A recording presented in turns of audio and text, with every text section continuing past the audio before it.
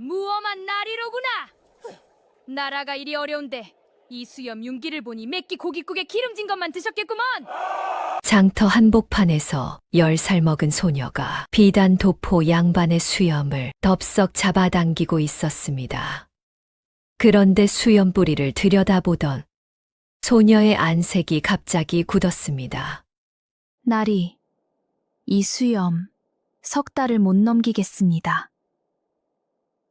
구독과 좋아요를 눌러주시고 어디서 듣고 계신지 댓글에 남겨주세요. 그곳으로 사랑과 행복을 가득 담아 보내드리겠습니다. 자, 그럼 오늘도 감동적인 옛날 이야기 지금 바로 시작합니다. 옛날 옛적 경상도 깊은 산골 도화골이라는 마을에 소희라는 아이가 살았습니다. 10살이라지만 워낙 못 먹어서 7살로밖에 안 보이는 아이였지요. 까무잡잡한 얼굴에 풀줄기로 대충 묶은 머리카락이 바람에 나풀거렸고 맨발에 신은 집시는 바닥이 다 닳아 맨살이 비치고 있었습니다. 그런 소희에게 딱 하나 남다른 것이 있었습니다. 허리에 꼭 묶고 다니는 날띠 낡은 삼배 보자기였지요. 때가 저러 원래 색을 알 수 없었지만 코를 가까이 대면 산약초 냄새가 은은하게 배어 나왔습니다. 소희는 이 보자기를 잠잘 때도 품에 안고 밥 먹을 때도 허리에서 풀지 않았지요. 보자기의 주인은 따로 있었습니다. 6달 전에 세상을 뜬 소희의 할아버지, 아니 할아버지라 부르기는 했지만 피 한 방울 섞이지 않은 약초꾼 정수환 노인이었습니다. 그날도 소희는 새벽같이 일어나 산비탈을 기어 올랐습니다. 안개가 소나무 사이를 흘러다니고 이슬에 젖은 풀잎이 맨발을 적셨지요. 찬 기운이 발끝에서부터 올라왔지만 소희는 아랑곳하지 않았습니다. 산중턱 소나무 아래 볼품없는 흙무덤 하나가 있었습니다. 비석도 없고 상석도 없었지요. 풀이 무성하게 자라 무덤인지 언덕인지 구분이 가지 않을 지경이었습니다. 할아버지, 나왔어. 소희가 품에서 고사리 한 줌을 꺼내 무덤 앞에 올려놓았습니다. 오늘은 고사리밖에 못 가져왔어. 어제 캔 칡뿌리는 다려서 마을 할머니 약으로 줬거든. 바람이 불어와 소나무 가지가 흔들렸습니다. 소립 사이로 햇빛이 가늘게 내려와 소희의 볼 위에 얼룩을 만들었지요. 할아버지, 오늘 장날이야. 약초 팔러 가야 해. 근데 마을에 아픈 사람은 많은데 약 살 돈이 있는 사람이 없어. 소희의 목소리가 작아졌습니다. 사또 나으리가 구휼미를 풀어야 한다는데 석 달째 쌀 한 톨 안 내려온다. 할아버지 살아계셨으면 관아에 찾아가서 한마디 하셨을 텐데. 소희의 부모는 7해 전에 마을을 휩쓴 전염병으로 세상을 떠났습니다. 겨우 3살이었던 소희는 시체더미 사이에서 울고 있었지요. 사람들은 역병이 옮을까 아이에게 다가오지도 않았습니다. 온 마을이 코를 막고 외면하는 그 한복판에서 소희를 업고 산으로 올라간 사람이 정수환 노인이었지요. 마을 사람들은 소희를 미친 약초꾼 영감의 거지 손녀라 불렀습니다. 종 아닌 종이었지요. 무슨 일이 있으면 거지 영감 대신 이거나 가져가라 하며 꾸준히를 시키고 소희가 약초를 들고 가면 내 할아비 약 먹고 더 아팠다며 돈을 떼먹기 일쑤였습니다. 부모도 없고 재산도 없고 세상에 덩그러니 홀로 남은 아이. 그런 아이를 유일하게 사람으로 대해준 이가 할아버지였습니다. 소희는 무덤 앞에 쪼그려 앉은 채 눈을 감았습니다. 그러자 할아버지의 얼굴이 선명하게 떠올랐지요. 하얗게 센 긴 수염, 뼈만 남은 마른 몸, 그리고 누더기 같은 무명 두루마기. 아무리 가난해도 눈빛만은 한 번도 흐려진 적이 없는 사람이었습니다. 소희가 처음 수염 보는 법을 배운 날이 떠올랐습니다. 산골 운마감 양지 바른 바위에 노인이 걸터 앉아 약초를 다듬고 있었습니다. 7살 소희가 옆에 앉아 할아버지의 긴 수염을 만지작거렸지요. 할아버지 수염은 왜 이리 하얘? 늙어서 그런 게다. 근데 여기 끝이 갈라졌어. 아픈 거 아니야? 정수한 노인이 약초 다듬던 손을 멈추고 소희를 내려다보았습니다. 눈가에 잔주름이 잡히며 부드러운 미소가 번졌지요. 오호라, 이 어린 것이 벌써 그걸 느끼는구나. 노인은 자신의 수염한 가닥을 뽑아 소희의 손바닥 위에 올려놓았습니다. 잘 보아라. 수염이란 것이 그냥 터럭이 아니란다. 오장육부의 기운이 모여 자라는 것이지. 오장육부? 그래. 수염 뿌리가 붉으면 심장에 열이 찬 것이고 푸르스름하면 간이 상한 것이다. 뿌리가 하얗게 죽어 있으면 기운이 다한 것이지. 소희가 수염 뿌리를 들여다보았습니다. 하얀 뿌리 끝에 아주 미세한 붉은 점이 보였지요. 할아버지, 여기 빨간 게 조금 있어. 노인이 눈을 크게 떴습니다. 이 녀석이 정말로 보이는구나. 보통 사람은 수십 년을 배워도 그걸 못 보는데. 근데 할아버지, 눈으로 봐도 되잖아. 왜 꼭 만져야 해? 노인이 소희의 머리를 쓰다듬었습니다. 잘 들어라. 눈으로만 보면 겉만 보이느니라. 수염이 기름지고 윤기가 흐르면 건강한 줄 알지. 하지만 뿌리를 만져봐야 속을 알 수 있다. 겉으로 멀쩡한 사람이 속으로 골마가는 경우가 허다하단다. 사람도 그래. 사람이야말로 더 그렇지. 소희가 고개를 갸웃거렸지요. 7살에게는 어려운 말이었습니다. 그로부터 3년, 노인은 소희에게 수염뿐 아니라 손톱색, 안색, 혀의 상태로 병을 잇는 법을 가르쳤습니다. 산에서 캔 약초의 이름과 쓰임, 다리는 법과 배합하는 법도 하나하나 알려주었지요. 소희는 귀신같이 배웠습니다.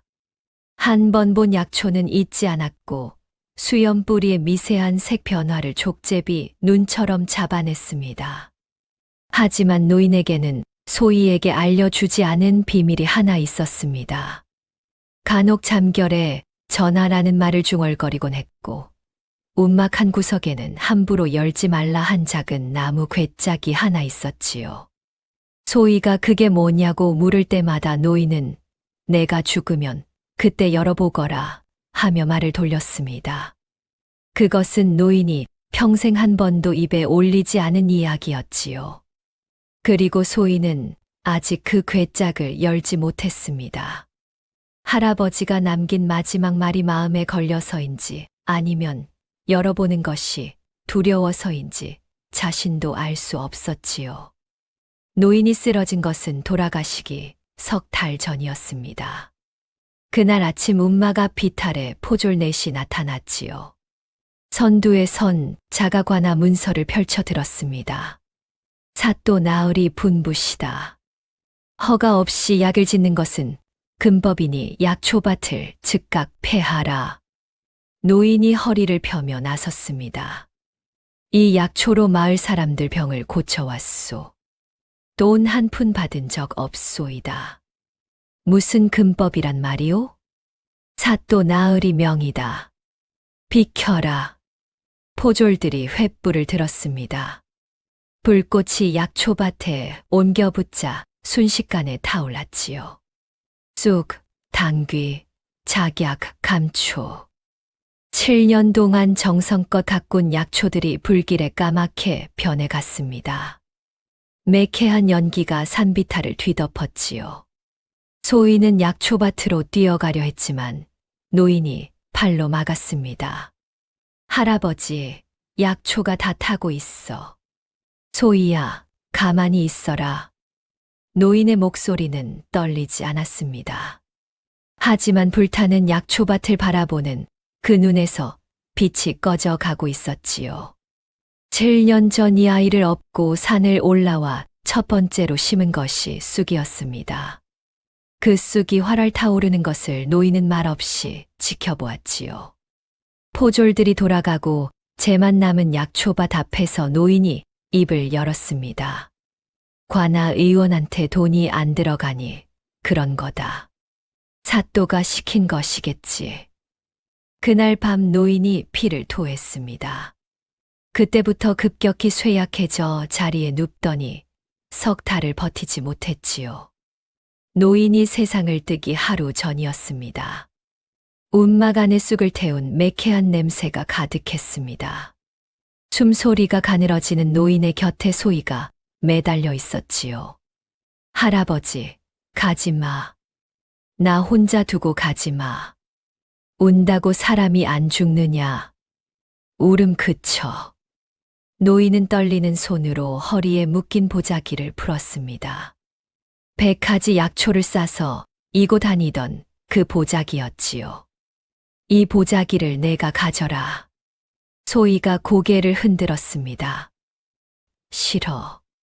할아버지가 가지고 있어. 할아버지한테 약을 지어줄 거야. 내가 다 나오게 해줄 거란 말이야.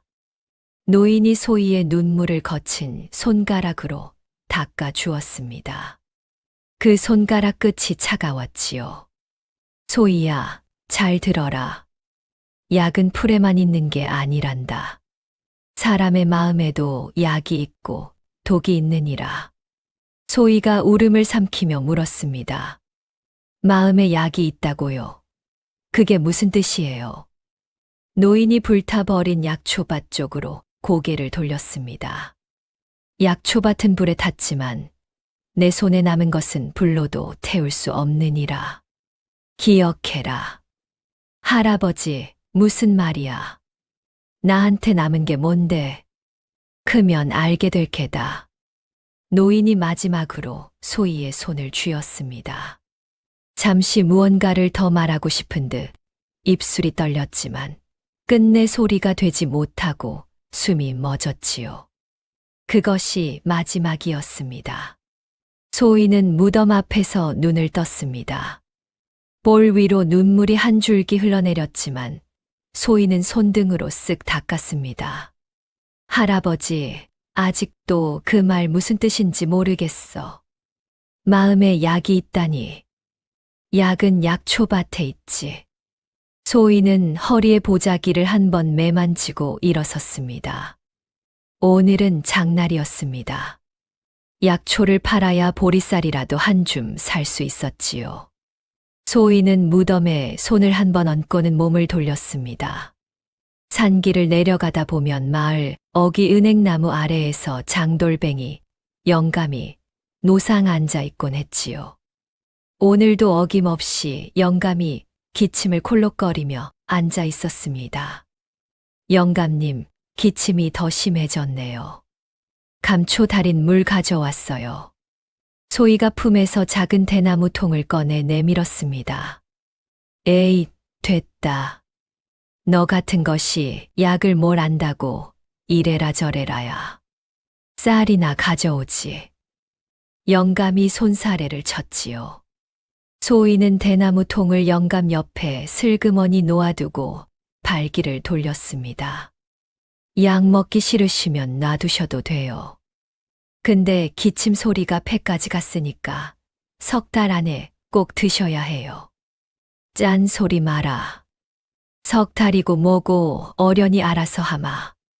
소희는 익숙하다는 듯 고개를 끄덕이고 걸음을 옮겼습니다. 거절당하는 것쯤이야 밥 먹듯이 하는 일이었지요. 그래도 대나무 통은 놓고 왔습니다.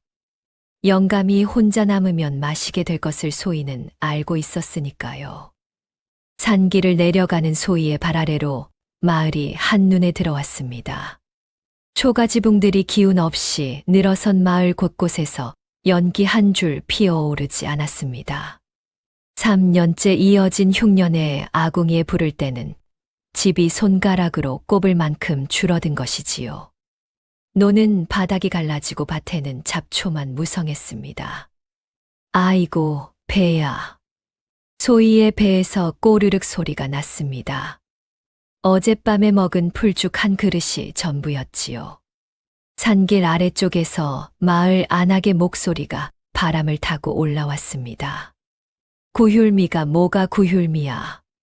사또 나으리 뱃속으로 다 들어갔겠지. 쉿, 그런 말 함부로 하다간 곤장 맞아. 소희는 그 소리를 들으며 입술을 깨물었습니다. 할아버지가 살아계셨다면 가만히 있지 않았을 겁니다. 하지만 소희는 10살짜리 고아였고 고아의 말은 바람에 날리는 풀씨보다 가벼웠지요. 그래도 소희의 발걸음은 멈추지 않았습니다.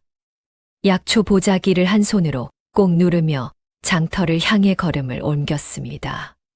소희는 물론 몰랐습니다. 오늘 그 장터에서 만나게 될 한 사내의 수염이 자신의 운명을 송두리째 바꾸어 놓게 될 줄은. 장터는 고을 동문 밖 넓은 마당에 섰습니다. 5일장이 서는 날이면 산골 구석구석에서 사람들이 모여들어 그나마 숨통이 트이는 날이었지요. 허나 3년째 이어진 흉년 탓에 요즘 장터는 파는 사람보다 구경만 하는 사람이 더 많았습니다. 좌판마다 물건이 빈약하기 짝이 없었고 사람들의 얼굴에는 웃음기보다 그늘이 짙었습니다. 소희는 장터 구석 길바닥에 보자기를 펼쳤습니다. 허리에서 풀어낸 약초 보자기 위에 쏙 칡뿌리, 작약, 감초를 한 줌씩 올려놓았지요. 가게라고 하기도 민망한 규모였습니다. 약초 사세요. 기침에는 감초, 배탈에는 작약, 잠이 안 오시면 쑥차가 최고입니다. 소희가 목청을 높여 외쳤지만 지나가는 사람들은 눈길 한 번 주지 않았습니다. 요즘 쌀도 못 사는데 무슨 약초야.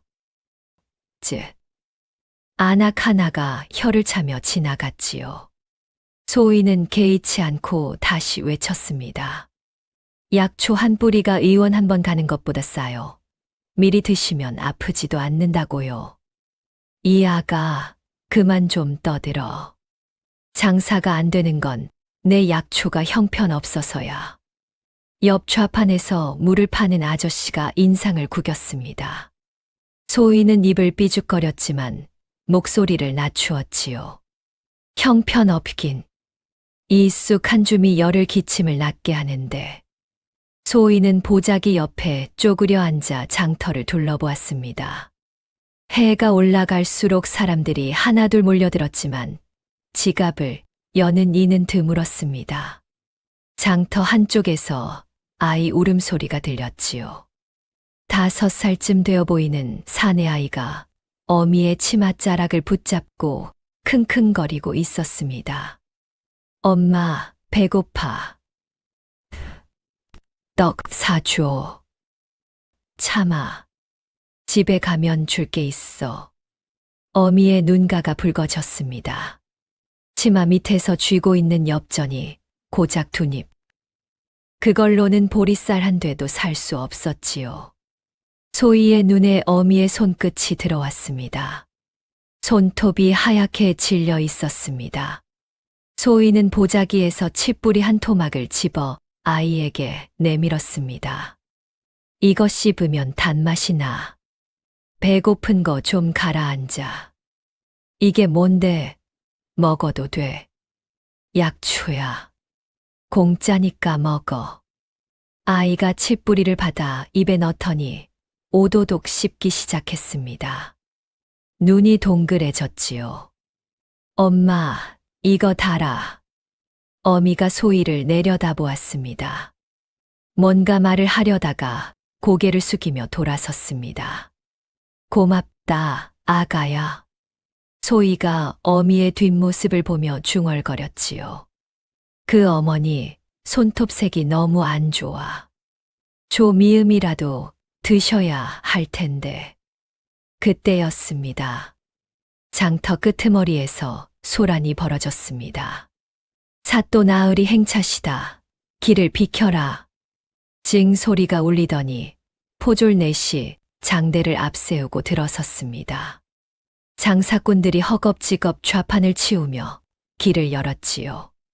그 뒤로 가마 하나가 출렁거리며 나타났습니다. 가마 안에서 기름진 얼굴 하나가 발을 거치고 밖을 내다보았습니다. 박재흥 사또였습니다. 살찐 체구에 번들거리는 널쩍한 얼굴, 비단 관복에 금실 허리띠를 두른 모습이 마치 사람이 아니라 기름 먹인 인형 같았지요. 수염은 짧게 다듬었으나 기름을 발라 반들반들 윤이 났습니다. 소희의 눈이 사또의 수염에 딱 꽂혔습니다. 그 기름진 수염 아래 턱선을 따라 미세하게 푸르스름한 기운이 감돌고 있었지요. 저 수염, 간에 닿기가 찼어. 남의 것을 과하게 삼킨 사람에게서 나오는 색이야. 소희가 나직이 중얼거렸습니다. 옆에서 떡을 파는 안악이 기겁하며 소희의 입을 막았지요. 이 아가 미쳤어. 사또 욕을 했다간 내 목이 달아나. 나 욕 안 했어요. 수염 이야기를 한 거예요. 수염이고 뭐고 조용히 해. 거지, 애가 감히. 소희는 입을 다물었습니다. 하지만 두 눈만은 사또의 수염에서 떨어지지 않았지요. 가마 뒤를 졸졸 따르던 쥐같이 작은 눈의 사내가 허리를 굽히며 보고했습니다. 이방 최득수였지요. 사또 나으리 장터 새를 거두어 싸우나 올해 흉작이라 낼 수 없다는 자가 17호나 됩니다. 못 낸다는 놈은 소를 끌어오거라. 소도 없으면 자식이라도 데려와. 박 사또가 부채를 살랑거리며 말했습니다. 부채 뒤로 가느다란 눈이 교활하게 빛났지요. 사또 나으리, 그러다 민심, 배고프면 알아서 돈을 벌 것이지 관아에 빚을 지고 배째라 하는 놈들이 민심이냐? 이방, 내 말이 법이다. 알겠느냐? 예. 명을 받들겠습니다. 최득수가 고개를 조아렸지만 그의 눈에는 불안이 서려 있었습니다. 고개를 돌린 순간 소희와 눈이 마주쳤지요. 소희가 돌처럼 앉아 사또를 노려보고 있었습니다. 최득수는 흠칫하며 시선을 피하고 종종 걸음으로 가마를 따라갔습니다. 사또 행렬이 지나가고 흙먼지가 가라앉자 장터에 다시 수군거리는 소리가 번졌습니다. 올해도 이중세금이래. 정식 세금도 못 내는데 별도 부가세라니. 구율미는 어디로 갔대? 조정에서 300석을 내려보냈다는데 쌀 한 톨도 못 봤어. 쉿, 벽에도 귀가 있어. 소희는 그 소리를 하나도 놓치지 않았습니다. 300석. 그 숫자를 머릿속에 꼭 새겨두었지요. 한편 이 고을에서 사흘 거리 떨어진 한양에서는 며칠 전부터 또 다른 일이 벌어지고 있었습니다. 궁궐 편전에서 한 사내가 골룡포를 벗고 비단 도포로 갈아입고 있었지요. 날카로우면서도 깊은 눈매, 검고 윤기 나는 수염이 인상적인 사내였습니다. 42해를 산 이 나라의 임금이었습니다. 전하, 다시 한번 생각하여 주시옵소서. 자맹은 위험하옵니다. 내금 위장 장덕호가 무릎을 꿇고 간곡히 아뢰었습니다.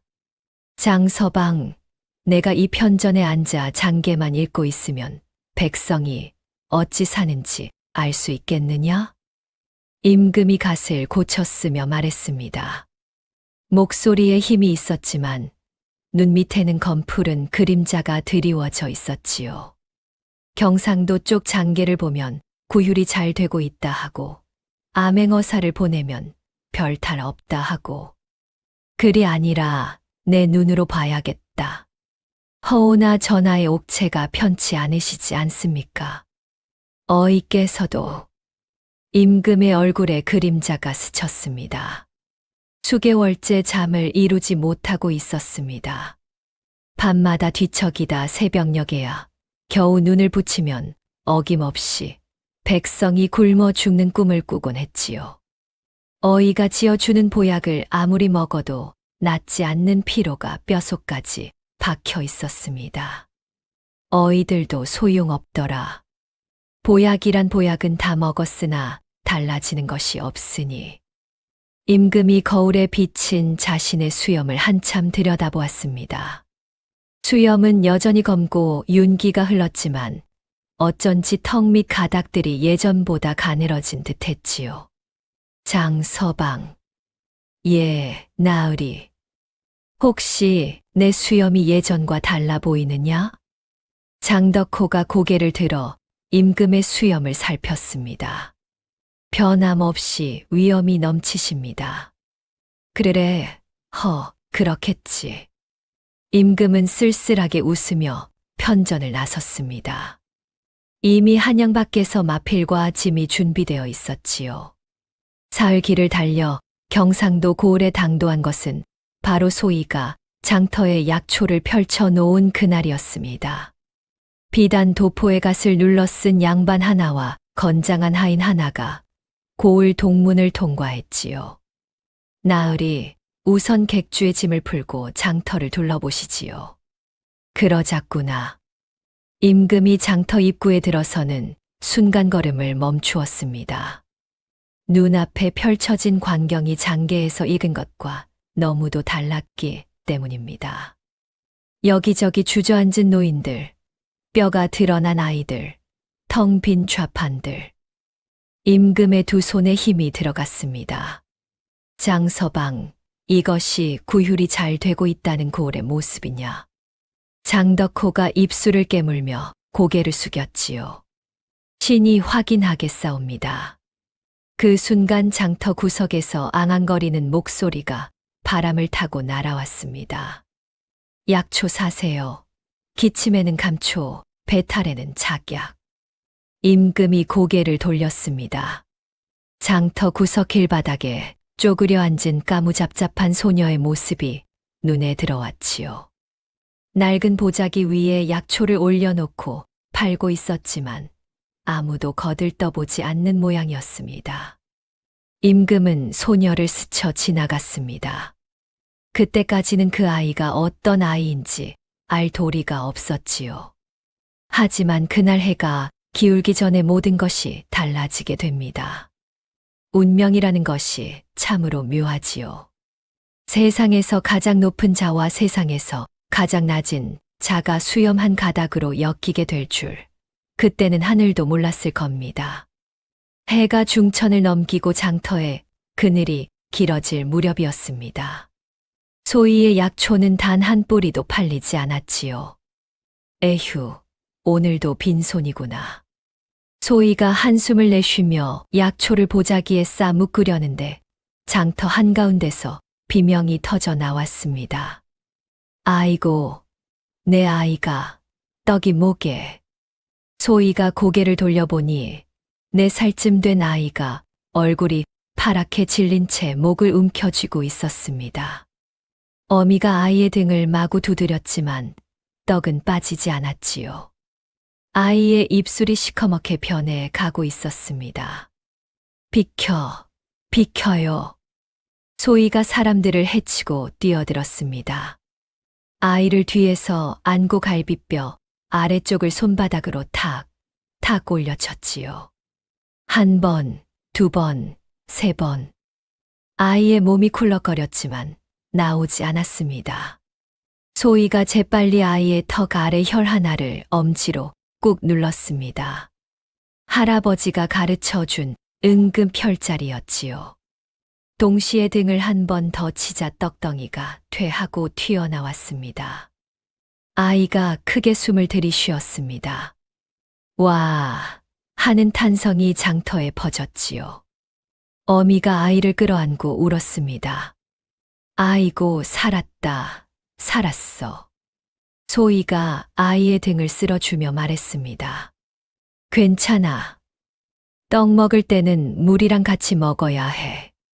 그 순간 떡집 주인이 얼굴이 벌겋게 달아올라 달려왔습니다. 이 거지년아, 내 떡 탓이라고 소문내려는 거냐? 내 장사를 망치게. 떡집 주인이 소희를 밀치자 소희가 흙바닥에 나동그라졌습니다. 무릎이 까져 피가 배어 나왔지요. 아저씨, 저는 그런 게 아니라. 꺼져. 다시 내 가게 앞에 얼씬거리면 죽여버린다. 소희가 흙을 털고 일어났지만 아무도 감싸주는 사람이 없었습니다. 방금 아이 목숨을 살린 소희인데 어미도 아이를 안고 사라졌고 구경꾼들도 하나둘 흩어졌지요. 소희는 까진 무릎에 피를 소매로 닦으며 제자리로 돌아왔습니다. 장터 반대편 객주 처마 밑에서 그 광경을 처음부터 끝까지 지켜본 사람이 있었습니다. 비단 도포의 양반이었지요. 장서방, 저 아이 봤느냐? 예, 나으리. 혈자리를 정확히 알고 있었습니다. 아무나 할 수 있는 것이 아닙니다. 아이를 살리고도 나가 떨어지는 꼴이라니. 임금이 나직이 중얼거렸습니다. 눈빛이 어두웠지요. 소희가 보자기를 다시 펼쳐 놓으려는데 문득 시야 끝에 무언가가 걸렸습니다. 장터 가운데를 지나가는 비단 도포 양반의 수염이었지요. 검고 윤기가 좌르르 흐르는 길고 탐스러운 수염. 그런데 소희의 눈에는 보통 사람이 보지 못하는 것이 보였습니다. 수염 끝이 미세하게 떨리고 있었고 목 아래 가닥들 사이로 뿌리 쪽 색이 심상치 않았지요. 소희는 자기도 모르게 벌떡 일어섰습니다. 잠깐, 저 수염. 할아버지가 가르쳐 준 것 중에 딱 하나 실물로는 본 적 없는 증상이 있었습니다. 심화가 극에 달하면 수염뿌리의 붉은 기운과 검은 기운이 동시에 나타난다는 것이었지요. 할아버지는 그 증상을 설명하며 이렇게 말했습니다. 이런 수염을 보면 반드시 직접 만져서 뿌리를 확인해야 한다. 놓치면 석 달 안에 큰 탈이 난다. 소희의 발이 저절로 움직였습니다. 나리, 잠깐만요. 나리. 소희가 양반의 앞을 가로막았습니다. 임금이 걸음을 멈추고 아래를 내려다보았지요. 비단 도포 사이로 위험 있는 눈매가 소희를 훑었습니다. 뭐냐, 이 아이는. 나리, 죄송하오나 수염 좀 보여주십시오. 수염 뿌리를 한 번만 만져봐도 되겠습니까? 임금이 어이없다는 듯 눈썹을 치켜 올렸지요. 이게 무슨 소리냐? 어디서 온 아이가 남의 수염을 만지겠다고? 저는 약초꾼입니다. 수염을 보면 병을 알 수 있어요. 나리 수염 끝이 심상치 않습니다. 제발 한 번만. 장덕호가 성큼 앞으로 나서며 칼자루에 손을 가져갔습니다. 물러서지 못하느냐? 나으리께 무례하게 구는 것이냐? 장서방님, 나는 무례하려는 게 아닙니다. 정말로 나리 수염이. 비켜. 장덕호가 소희를 밀어내려 하자 소희는 이를 악물고 임금의 수염을 덥석 잡아당겼습니다. 장터가 순간 조용해졌습니다. 무엄한 나리로구나. 나라가 일이 어려운데 이 수염 윤기를 보니 맵기 고깃국에 기름진 것만 드셨겠구먼. 소희가 악을 쓰며 수염 뿌리에 눈을 바짝 가져다 대었습니다. 장덕호가 칼을 반쯤 뽑으려는 찰나 임금이 손을 들어 막았지요. 장서방, 잠깐. 임금의 목소리는 차가웠지만 어딘가 호기심이 섞여 있었습니다. 거리에서 수염을 잡는 미친 아이는 처음이었습니다. 그것도 10살도 안 되어 보이는 계집아이가. 내가 지금 뭘 하는 거냐? 나리, 죄를 지어서 잡은 것이 아닙니다. 이 수염 뿌리를 보십시오. 소희가 임금의 턱 아래 수염 몇 가닥을 엄지와 검지로 문질렀습니다. 그 손끝에서 미세한 색이 익혔지요. 그런데 수염 뿌리를 들여다보던 소희의 안색이 갑자기 굳었습니다. 날이 이 수염 석달을 못 넘기겠습니다. 구경꾼들 사이에서 웅성거리는 소리가 번졌습니다. 저 아이가 미쳤나 봐. 양반 수염을 잡다니 곤장감이로구먼. 임금이 소희의 손을 탁 쳐냈습니다. 허튼 소리를. 내가 멀쩡한 사람인데 석달을 못 넘긴다니 무슨 수작이냐? 소희는 물러서지 않았습니다. 오히려 한 걸음 더 다가서며 또박또박 말했지요. 날이 요즘 잠을 못 주무시지요? 임금의 눈빛이 흔들렸습니다. 밤마다 뒤척이시다가 새벽에야 겨우 눈을 붙이셨을 겁니다. 그런데 자고 일어나도 개운하지 않으시지요. 임금이 입을 다물었습니다.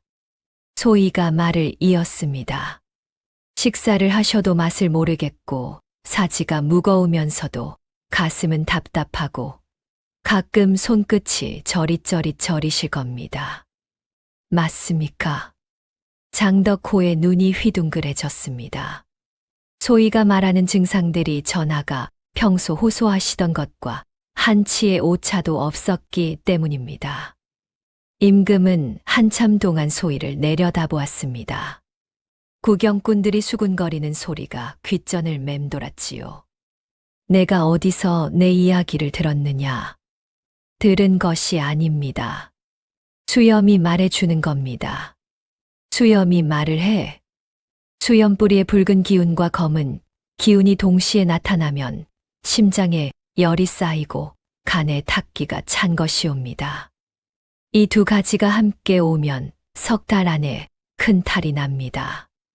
급하면 졸도를 하시거나 더 나쁘면 소희가 말끝을 흐렸습니다.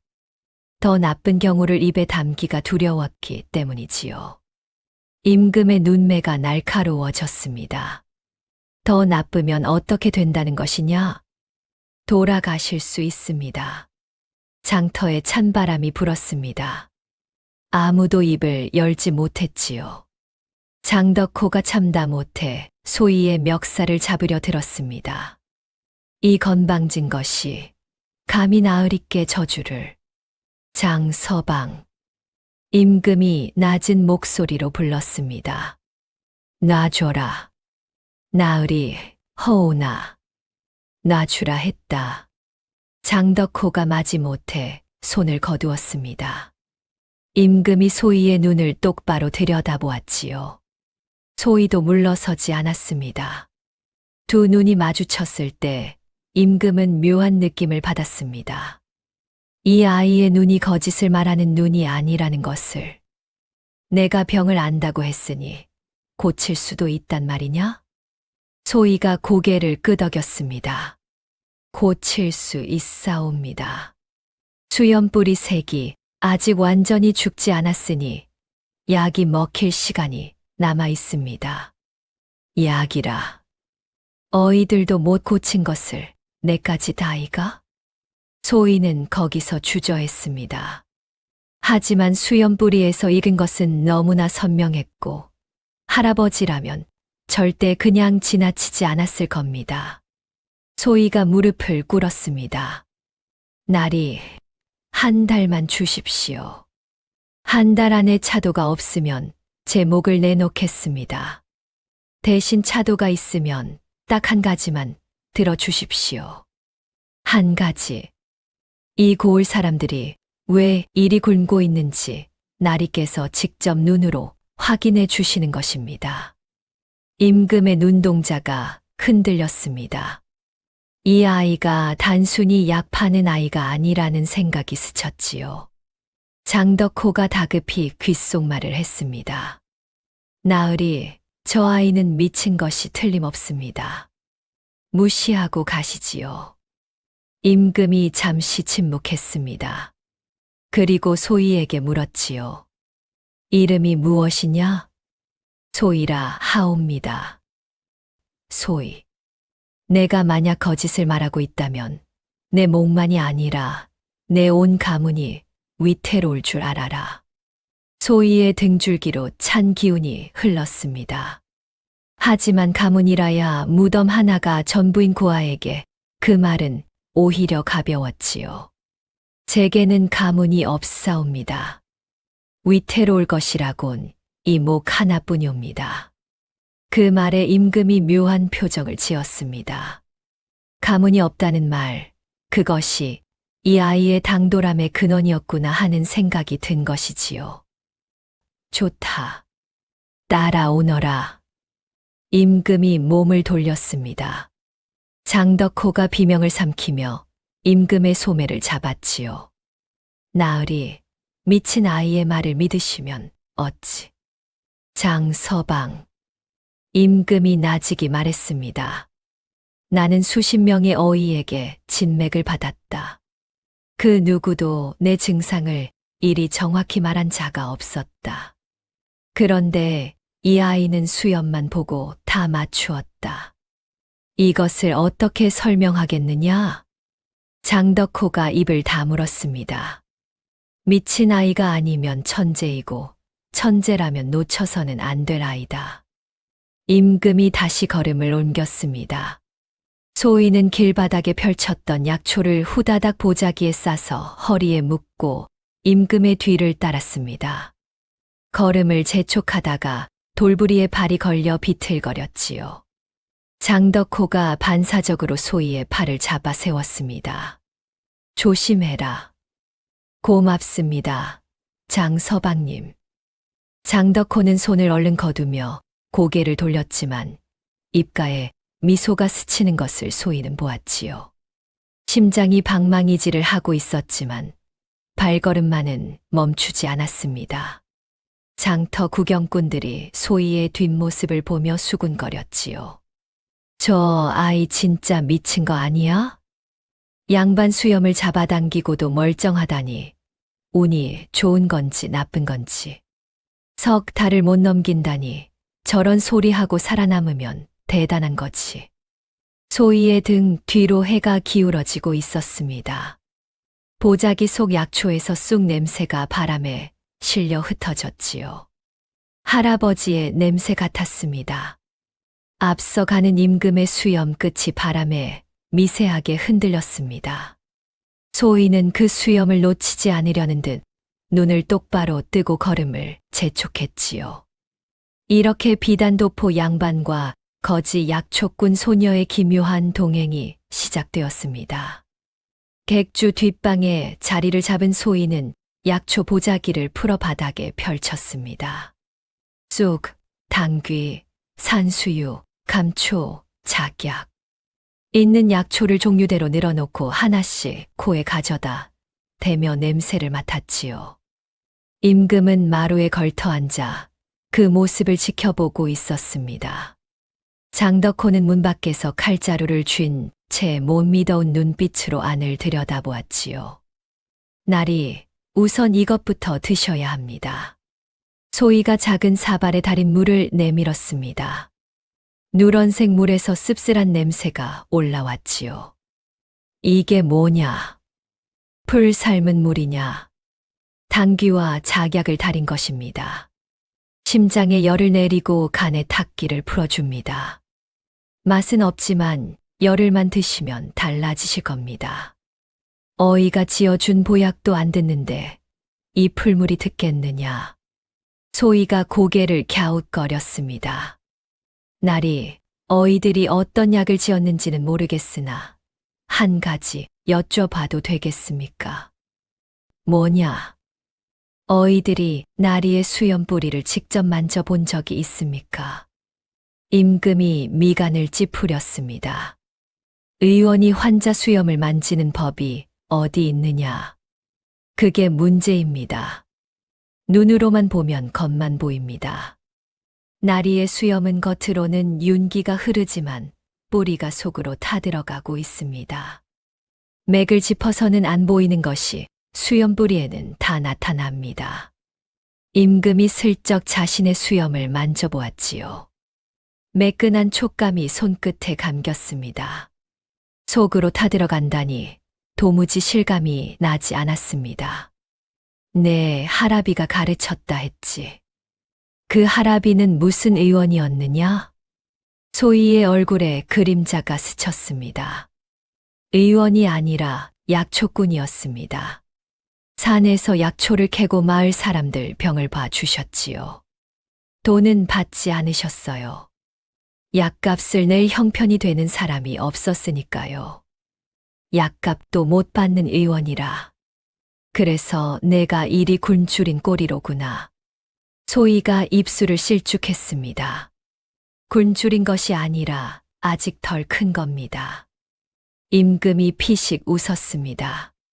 오랜만에 웃음이었지요. 장덕호가 문 밖에서 눈을 동그랗게 떴습니다. 전하께서 웃으신 게 얼마만인지 기억이 나지 않았기 때문입니다. 그날 밤 소희는 약초 보자기에서 약재를 꺼내 조심조심 종이에 싸서 임금에게 내밀었습니다. 나리, 이건 베개 밑에 넣고 주무시면 됩니다. 쑥과 산수유를 배합한 건데 향이 마음을 가라앉혀 줍니다. 임금이 작은 꾸러미를 받아들었습니다. 약초를 싸고 있는 것은 소희의 낡은 보자기 한 귀퉁이를 찢어 만든 것이었지요. 산약초 냄새가 은은하게 코끝을 스쳤습니다. 이 보자기를 찢었느냐? 소중한 것 아니냐? 소희가 고개를 저었습니다. 보자기는 보자기일 뿐이옵니다. 날이 건강이 먼저입니다. 허나 소희의 손끝이 미세하게 떨리고 있었지요. 할아버지가 남긴 유일한 것을 찢어 낸 것이 아프지 않을 리 없었습니다. 임금은 약꾸러미를 한참 들여다보더니 품에 넣었습니다. 소희야. 예, 나리. 네, 할아비는 좋은 사람이었구나. 소희가 고개를 끄덕이다가 문득 눈시울이 붉어졌지요.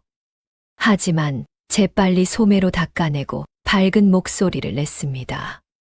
좋은 사람이었는데 세상이 알아주지 않았어요. 그게 좀 억울해요. 임금이 아무 말 없이 소희를 바라보았습니다. 나라를 다스리는 자로서 찔리는 구석이 있었는지 그 눈빛이 잠시 흔들렸지요. 이틀 뒤 소희는 장터에 다시 나갔습니다.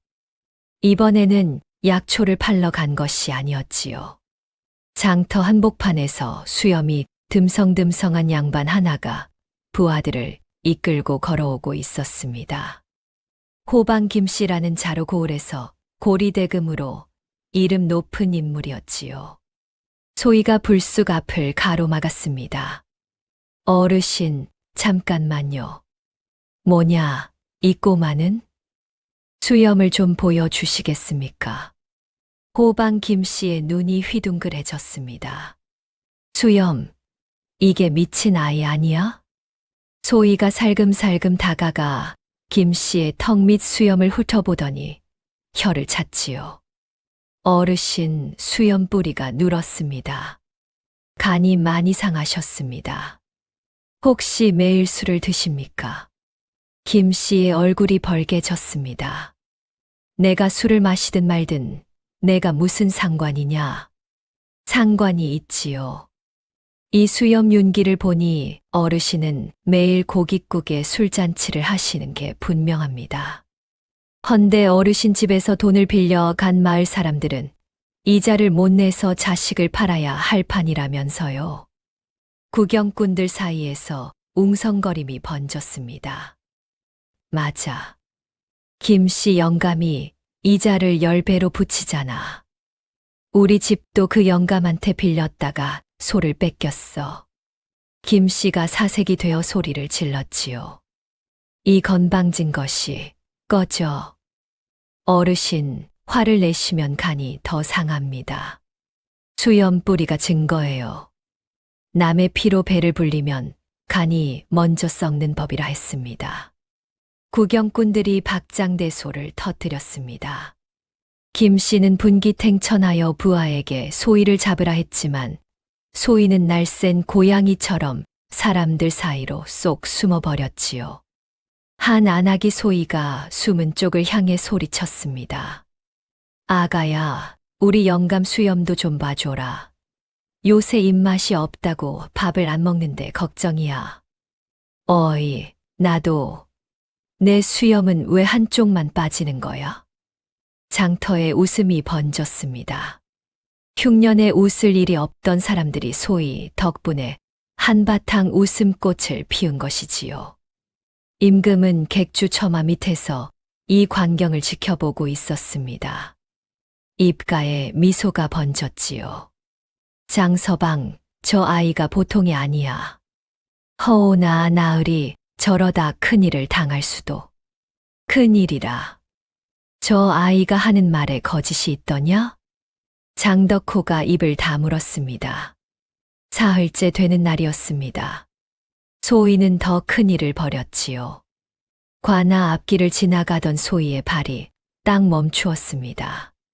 관아 대문이 열리고 박재응 사또가 이방 최득수를 대동하고 나서는 것이 보였기 때문입니다. 소희의 눈이 사또의 수염에 꽂혔습니다. 기름을 발라 반질거리는 짧은 수염. 그 아래로 푸르스름한 타키가 보였지요. 며칠 전 장터에서 봤던 것보다 더 짙어져 있었습니다. 사또 나으리. 소희가 큰 소리로 불렀습니다. 박 사또가 멈칫하며 내려다보았지요. 뭐냐, 이 아이는. 사또 나으리, 수염 한번 보여주십시오. 나으리의 수염에서 묘한 냄새가 납니다. 냄새, 무슨 냄새? 남의 곡식 냄새요. 관아 앞이 순간 조용해졌습니다. 최득수의 얼굴이 사색이 되었지요. 나으리 수염 뿌리에 타키가 끼었는데 그 색이 곡식을 과하게 쌓아둔 사람에게서 나오는 색입니다. 창고에 쌀을 산더미처럼 쌓아놓고 계신 거 아닙니까? 백성은 굶는데 구휼미 300석은 어디로 갔는지 나으리 수염이 다 말해주고 있습니다. 박 사또의 얼굴이 자줏빛으로 변했습니다. 이 미천한 것이 감히 관장 앞에서 헛소리를. 헛소리가 아닙니다. 수염은 거짓말을 못하거든요. 여봐라, 이 아이를 당장 끌어내라. 포졸 둘이 달려들었습니다. 소희는 재빠르게 몸을 뺐지만 이번에는 미처 빠져나가지 못할 뻔했지요. 뒤에서 장덕호가 나타나 소희의 팔을 잡아 끌어 골목으로 피했습니다. 이 아이야, 죽고 싶으냐? 사또 앞에서 저런 소리를 하면 어쩌겠다는 거야. 장덕호가 거친 숨을 몰아쉬며 소희를 나무랐습니다. 장서방님, 저는 보이는 걸 말한 것뿐이에요. 수염이 보여주는 걸 왜 숨겨야 합니까? 장덕호가 소희를 한참 내려다보았습니다. 이 아이의 눈이 빈말을 하는 눈이 아니라는 걸 장덕호도 느끼고 있었지요. 가자. 나으리가 기다리신다. 장덕호가 소희의 손을 잡고 객주로 걸음을 옮겼습니다. 소희의 손이 작고 차가웠지요. 그 작은 손이 방금 고을에서 가장 무서운 사람의 수염을 까발린 손이라니. 장덕호는 고개를 절레절레 흔들었습니다. 허나 소희의 두 눈은 이미 다음을 보고 있었습니다. 관아 견문으로 수레 하나가 슬그머니 빠져나가는 것이 보였지요. 수레 위에 가마니가 쌓여 있었습니다. 가마니 사이로 쌀알이 좔좔 흘러내리고 있었지요. 소희는 그 장면을 놓치지 않았습니다. 눈을 가늘게 뜨고 수레가 사라지는 방향을 머릿속에 새겼지요. 300석. 장터에서 들은 그 숫자가 다시 떠올랐습니다. 그날 밤이었습니다. 객주 뒷문을 누군가가 조심스럽게 두드렸지요. 소희가 문을 열자 두건을 눌러 쓴 사내가 서 있었습니다. 최득수였습니다. 뭐예요, 이 밤에? 소희가 경계하며 물러섰지요. 내 아이가 석 달째 기침이 멎질 않는다. 최득수의 목소리가 떨리고 있었습니다. 관아 의원은 소용이 없고, 내가 고칠 수 있느냐? 소희는 한참 최득수를 노려보았습니다. 이방 나으리네 사또가 우리 할아버지 약초밭을 불태웠습니다. 알고 계셨지요? 최득수가 고개를 떨구었습니다. 알고 있었다. 소희의 손이 주먹을 쥐었다 펴졌습니다. 침묵이 길었지요. 그리고 소희가 보자기에서 감초와 쑥을 꺼내 종이에 쌌습니다. 아이한테 죄는 없으니까요. 감초는 다려서 먹이고 쑥은 가슴에 얹어주세요. 최득수가 약초를 받아들었습니다. 돌아서다가 멈추었지요. 뭔가 말하려는 듯 입술이 달싹거렸지만 끝내 고개만 깊이 숙이고 어둠 속으로 사라졌습니다. 소희는 닫힌 문을 한참 바라보았지요. 주먹 안에 손톱 자국이 붉게 남아 있었습니다. 나흘째 아침이었습니다. 소희는 객주 뒷마당에서 약초를 다듬고 있었지요. 임금이 마루에 걸터 앉아 차를 홀짝이며 소희를 지켜보고 있었습니다. 소희야. 예, 나리. 어젯밤 좀 잤다. 소희가 고개를 번쩍 들었습니다. 임금의 눈 밑 그림자가 처음보다 옅어져 있었지요. 정말이요. 꿈은 안 꾸셨어요? 꿈은 꿨다. 하지만 이번엔 백성이 굶어 죽는 꿈이 아니었어. 무슨 꿈이었는데요? 임금이 잠시 뜸을 들이다 쓸쓸하게 웃었습니다. 산에서 약초 캐는 꿈이었다. 참 이상한 꿈이야. 내가 왜 약초를 캐는 꿈을 꾸겠느냐. 소희가 피식 웃었습니다. 베개 밑에 넣어드린 약초 향 때문일 거예요. 좋은 향을 맡으면 좋은 꿈을 꿉니다. 할아버지가 그랬어요. 임금이 고개를 끄덕이다 말고 소희를 물끄러미 바라보았습니다. 소희야, 내 할아비에 대해 더 얘기해 다오. 그 사람이 왜 산골에서 약초꾼을 하고 있었는지. 소희의 손이 멈추었습니다. 할아버지의 과거는 소희에게도 비밀이었지요. 잘 모릅니다. 할아버지가 말씀을 안 하셨거든요. 다만 가끔 잠결에 전하라는 말을 하셨어요. 그리고 움막에 절대 열지 말라는 나무 괴짝이 하나 있는데 돌아가시면 열어보라 하셨는데 저는 아직 열지 않았다. 무서워서요. 열면 할아버지가 진짜 없어지는 것 같아서. 임금의 눈빛이 깊어졌습니다. 이 아이의 스승이 단순한 약초꾼이 아닐 수도 있다는 직감이 스쳤지요. 그날 오후 소희는 마을로 내려갔습니다. 장덕호가 멀찍이 따라왔지요. 마을 우물가에 아이들 서너시 쪼그려 앉아 있었습니다. 모두 뼈가 드러나 보이는 마른 몸이었고 한 아이는 콧물을 훌쩍이며 기침을 해대고 있었지요. 야, 너 기침 언제부터 했어? 소희가 기침하는 아이 옆에 쪼그려 앉았습니다. 모르겠어. 한 달 됐나? 소희가 아이의 눈꺼풀을 살짝 뒤집어 보았습니다. 안쪽이 하얗게 빠져 있었지요. 피가 부족해. 밥을 제대로 못 먹었구나. 엄마가 죽 한 그릇씩 주는데 그것도 이틀에 한 번이야. 소희가 보자기에서 감초 뿌리를 꺼내 아이에게 건넸습니다. 이거 씹어. 기침이 가라앉을 거야. 그리고 이건 엄마한테 갖다 드려. 쑥 한 줌을 종이에 싸서 내밀었지요. 뜨거운 물에 우려서 마시면 기운이 좀 나실 거야. 아이들이 소희를 둘러쌌습니다. 언니, 나도 배 아파. 나는 여기가 가려워. 소희는 아이들을 하나하나 살피며 약초를 나누어 주었습니다. 가진 것은 얼마 안 되었지만 아이들의 얼굴에 웃음이 번지는 것이 보였지요. 근데 관아에서 쌀 안 나왔어. 구휼미라는 거. 아이 하나가 고개를 흔들었습니다. 뭔지 몰라. 엄마가 사또 나으리한테 가서 빌었는데 돌아와서 울기만 하셨어. 어른들이 그러는데 사또 나으리가 쌀을 다 먹었대. 다른 아이가 목소리를 낮추며 말했지요. 쉿, 그런 말 하면 안 돼.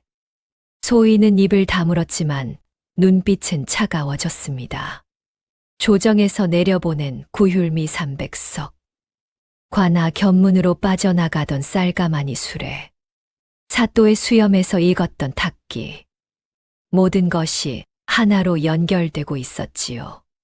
처마 밑에 숨어 이 광경을 지켜보던 임금의 두 주먹에 힘이 들어갔습니다. 장서방. 예, 나으리. 구휼미 300석이 내려갔다는 장계를 내가 직접 확인했다. 그런데 이 꼴이란 말이냐. 장덕호가 고개를 숙였습니다.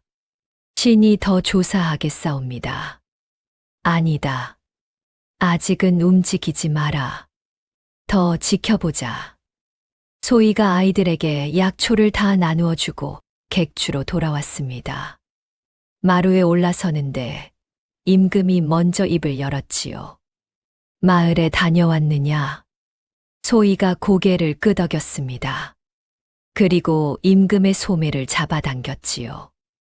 나리, 마을 안쪽도 보셔야 합니다. 이쪽으로 오시지요. 임금과 장덕호가 소희를 따라 골목 안으로 더 들어갔습니다. 빈 초가집이 줄지어 있었지요. 한 집 앞에서 소희가 발을 멈추었습니다. 열린 문 안으로 할머니 한 분이 보였지요. 어린 손주 둘을 앞에 앉혀놓고 마지막 남은 보리죽 한 그릇을 내밀고 있었습니다. 할머니는 안 드세요? 할미는 배 안 고프다. 너희가 먹어. 할머니가 웃어 보였지만 볼이 쑥 들어가 있었지요.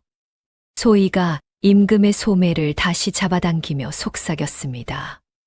날이 저 할머니 손톱이 하얗습니다. 사흘은 굶으신 겁니다. 임금이 돌담 뒤에서 그 장면을 바라보다가 걸음을 옮기지 못했습니다. 두 주먹이 부들부들 떨렸지요. 장서방 장계에는 구휼이 잘 되고 있다고 적혀 있었다. 예, 나으리. 저 할머니가 죽으면 그것은 흉년 탓이냐? 내 탓이냐? 장덕호가 아무 말도 하지 못했습니다. 임금이 품에서 엽전을 꺼내 소희에게 건넸지요. 쌀을 사서 전해라. 내가 줬다고는 하지 마라. 소희가 엽전을 받아들며 임금을 올려다보았습니다. 이 양반의 눈이 붉어져 있었지요. 닷새째 밤이었습니다. 임금이 약을 마시고 난 뒤 소희에게 물었지요. 소희야, 내 병의 원인이 무엇이냐? 내가 심장에 열이 찼다 했는데 대체 왜 열이 찬 것이냐? 소희가 잠시 생각하다 조심스럽게 입을 열었습니다. 날이 처음에 수염을 잡았을 때 저는 나리가 먹고 마시는 것이 과해서 병이 난 줄 알았습니다. 그래서 무엄하다고 했지. 소희의 얼굴이 발그레해졌지요. 예, 그때는 죄송했습니다. 그런데 며칠 동안 나리를 살피다 보니 알겠더라고요. 뭘 알겠더냐? 나리는 과식해서 아픈 게 아닙니다. 걱정이 너무 많아서 아프신 겁니다. 임금이 말없이 소희를 바라보았습니다. 수염뿌리의 붉은 기운은 심장에 열이 찬 것인데 이 열은 기름진 음식 때문이 아니라 마음에서 올라오는 열입니다. 나리는 밤마다 무언가를 걱정하시지요. 그 걱정이 심장을 태우고 간을 상하게 하는 것입니다. 임금의 손가락이 미세하게 떨렸습니다. 나리, 할아버지가 그러셨어요. 약은 풀에만 있는 게 아니라 사람의 마음에도 있다고. 나리의 병은 약초로는 반만 낫습니다. 나머지 반은 마음의 짐을 내려놓으셔야 합니다. 임금이 오래도록 침묵했습니다. 창밖으로 반달이 걸려 있었지요. 소희야, 만약 그 걱정이 내려놓을 수 없는 것이라면 어쩌면 좋으냐? 왜 내려놓을 수 없는데요? 걱정하는 대상이 한두 사람이 아니라 수없이 많기 때문이다. 소희가 고개를 갸웃거렸습니다. 날이 그런 사람이 세상에 있어요? 수없이 많은 사람을 걱정하는 사람이? 임금이 쓸쓸하게 웃었습니다. 있다. 한 명 있다. 소희는 그 말의 뜻을 미처 깨닫지 못했습니다. 하지만 이 양반이 보통 양반이 아니라는 것만은 어렴풋이 느끼고 있었지요. 날이 그러면 걱정만 하지 마시고 직접 나서 보시면 어떨까요? 할아버지도 그랬어요. 앉아서 걱정만 하면 병이 되지만 일어나서 움직이면 약이 된다고. 임금의 눈빛이 흔들렸습니다. 일어나서 움직이라. 예. 걱정되는 사람들한테 직접 가보시는 겁니다. 그 사람들이 뭘 원하는지 듣고 할 수 있는 걸 해주시면 마음이 놓이지 않겠습니까? 임금은 한참 동안 반달을 바라보다가 고개를 끄덕였습니다. 내 말이 맞을 수도 있겠구나. 그것은 임금이 편전에서 100번 읽은 장계보다 더 깊이 와닿는 말이었습니다. 다음 날 아침이었습니다. 소희가 객주마당에서 약초를 다듬다가 몸이 앞으로 기울더니 그대로 쓰러졌습니다. 얼굴이 하얗게 질려 있었지요. 소희야. 임금이 달려왔습니다. 소희의 이마를 짚어보니 열은 없었지만 입술이 바짝 말라 있었지요. 장덕호가 소희를 안아 방으로 옮겼습니다. 이 아이가 마지막으로 밥을 먹은 게 언제냐? 장덕호가 고개를 저었습니다. 약초는 마을 아이들에게 다 나누어 주고 자기 몫은 남기지 않았던 것 같습니다. 임금이 입술을 깨물었습니다. 남의 병을 고치느라 자기가 굶고 있었던 것이지요. 부엌이 어디냐? 나으리 제가 하겠사오. 내가 한다. 임금이 부엌으로 들어갔습니다. 평생 수라상을 받기만 한 사람이 아궁이 앞에 쪼그려 앉았지요. 불을 때렸는데 부싯돌이 말을 듣지 않았습니다. 연기가 피어올라 눈이 매웠지요. 쌀을 씻는 손이 어설펐습니다. 장덕호가 옆에서 조용히 도왔지요.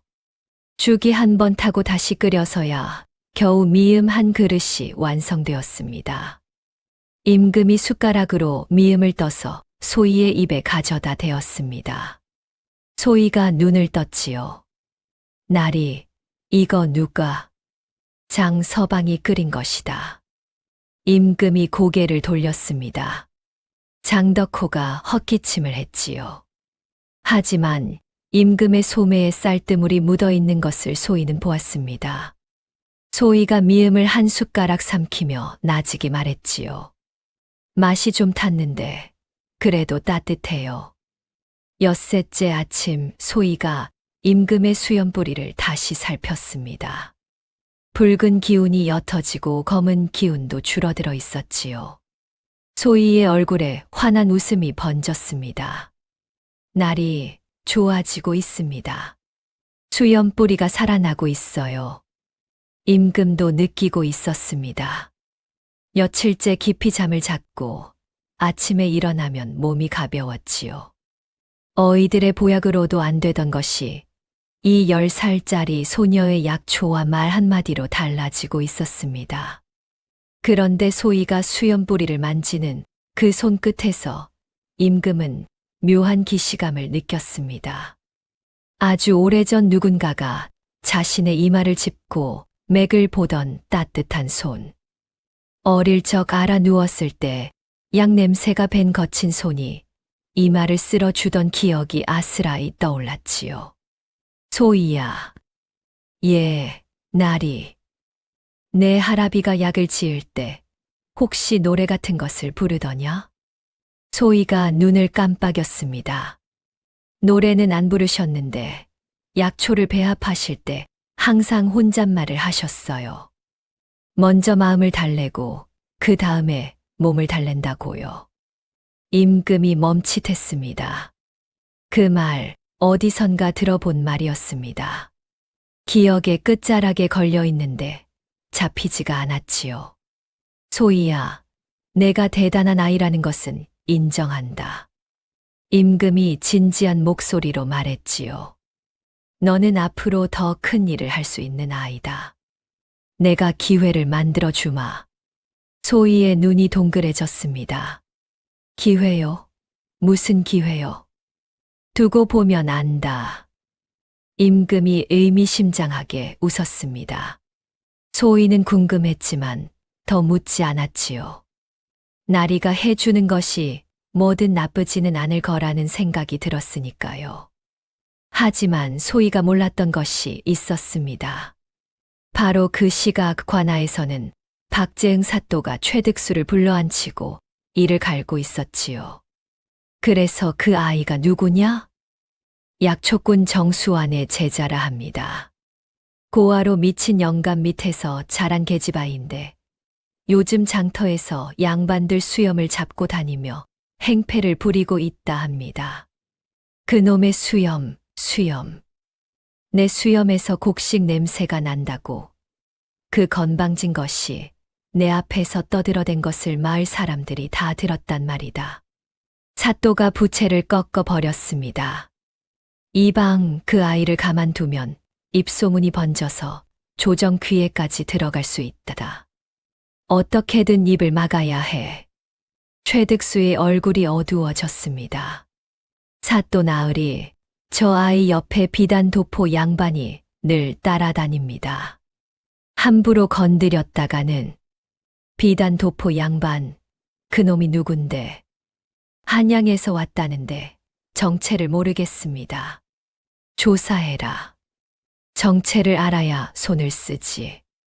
사또의 가느다란 눈이 도끼를 품고 빛났습니다. 곁에 선 최득수의 등줄기에 찬 기운이 흘렀지요. 바람이 방향을 바꾸고 있었습니다. 그것을 소희는 아직 모르고 있었습니다. 1회째 아침이었습니다. 소희는 마을 아이들에게 약초 구별법을 가르치고 있었지요. 객주 뒷마당에 아이들이 옹기종기 모여 앉아 소희의 말에 귀를 기울이고 있었습니다. 이건 쑥이야. 냄새 맡아봐. 코가 뻥 뚫리지? 와, 진짜다. 그리고 이건 칡뿌리. 배고플 때 씹으면 달달한 맛이 나. 산에 가면 얼마든지 캘 수 있어. 아이들 눈이 초롱초롱 빛나고 있었습니다. 소희에게 이런 순간은 처음이었지요. 누군가가 자신의 말을 들어주고 눈을 맞춰주고 고개를 끄덕여주는 것. 그것만으로도 소희의 가슴은 따뜻해졌습니다.